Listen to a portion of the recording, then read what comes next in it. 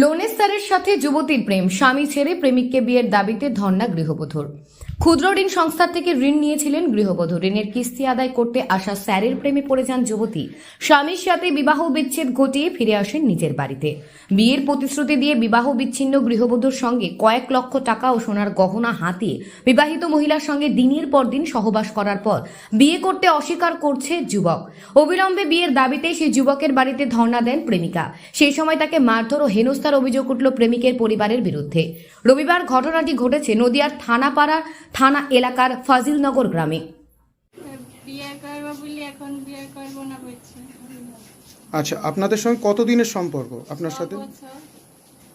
কি বলেছিল আপনাকে, মানে কিভাবে পরিচয় আপনার সাথে? আমাদের বাড়িতে প্রথমে গিয়ে বিয়ে করবো বলে কথা দিয়েছে, বাবা মা খেয়ে সবাই খেয়ে।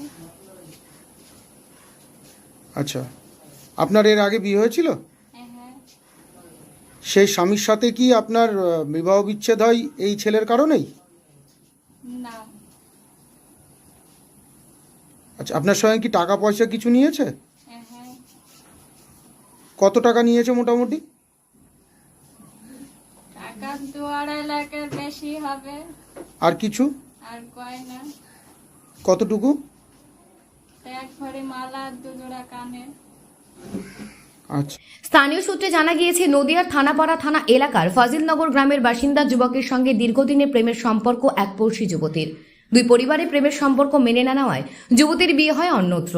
কর্মসূত্রে ওই গ্রামেরই ক্ষুদ্র ঋণ সংস্থার কিস্তি আদায়ের কাজ পায় ওই যুবক। পুরনো প্রেমের সম্পর্ক ফের নতুন করে তৈরি হয়।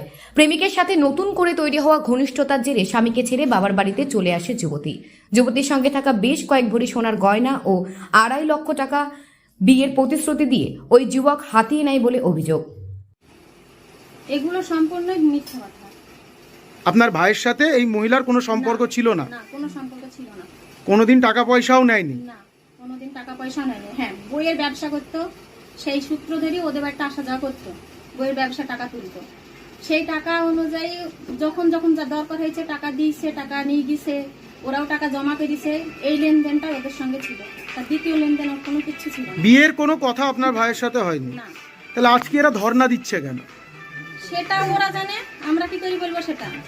ওই যুবতীকে বিয়ের প্রতিশ্রুতি দিয়ে দীর্ঘদিন সহবাস করা হয়েছে বলেও যুবতী অভিযোগ করেছেন। রবিবার পরিবারের পক্ষ থেকে বিয়ের কথা বলতে গেলে যুবকের পরিবার অস্বীকার করে। তারপরে বিয়ের দাবিতে ওই যুবকের বাড়িতে ধর্নায় বসে যুবতী। অভিযোগ, যুবতীর বাড়ির সামনে ধর্নায় বসতেই আচমকা যুবতীর পরিবারের লোকেরা তাকে মারধর করা শুরু করেন। খবর পেয়ে যুবতীর পরিবারের লোকেরা ঘটনাস্থলে পৌঁছে তাকে উদ্ধার করে। যুবতীর দাবি, বিয়ের প্রতিশ্রুতি দিয়ে তার সঙ্গে সহবাস করেছেন দিনের পর দিন।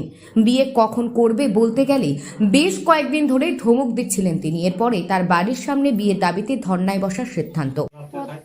প্রথমে বিয়ে দিছিলাম, দিয়ে সেখানেও মেয়ে কোনো যোগাযোগ হয়নি, কিচ্ছু না, মেয়ে শুধু পড়াশোনায় করেছে। তারপরে ও বিয়ের আগে থেকেই বিয়ে করবো এরকম কথা দিয়েছিল, দিয়ে আমরা ওটা জানিনি। তারপরে শুনলো যে আমরা বিয়ে দিয়ে ফেলছিলাম। দিয়ে বিয়ে দেওয়ার পরে তখন আমরা ও ছেলে একটু আমরা রিপোর্ট খারাপ পানো, তার লেগে আমরা ছাড়িয়ে নিয়েছি। ছাড়িয়ে নেওয়ার পর এই ছেলে তখন যা আশা করে দিয়ে আবার ওর যখন যা দরকার হয় আমাদের সাথে নেয়, যায় আসে, এভাবে থাকে।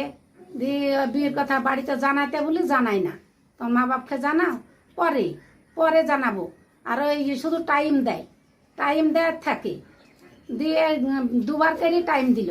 ছেলেদের সঙ্গে কথা হলো যে আর আমাকে 8 মাস সময় দেন। ওরা 8 মাস সময় দিল। দিয়ে ওরা আবার ধরে বুঝে তাহলে টাইমই হয়ে গেল, তাহলে এবার আমরা বিয়ে দিব। এখন বলছে বাপ মা রাজি নাই, বিয়ে করবো না, তাই বলছি। আর যে সব জিনিসপাতি লিয়েছে তাও বলছে কি লিই নিখো। আর সব জিনিসপাতি সব সাক্ষী সমাজ সব আছে। নদিয়া থেকে মৈনাক দেবনাথের রিপোর্ট, লোকাল 18 বাংলা।